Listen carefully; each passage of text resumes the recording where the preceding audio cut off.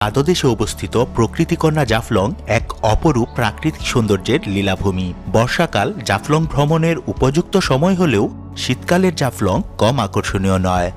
ভিন্ন ভিন্ন ঋতুর বৈচিত্র্যময় মাধুর্যে জাফলং সারা বছরই ভ্রমণের জন্য আকর্ষণীয় একটি স্থান।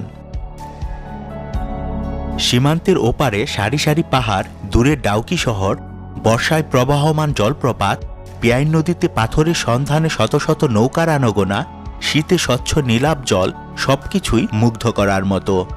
জাফলং জিরো পয়েন্টের কাছেই আছে মায়াবী ঝর্ণা, খাসিয়াপল্লী, খাসিয়া রাজবাড়ি ও সমতলের চা বাগান।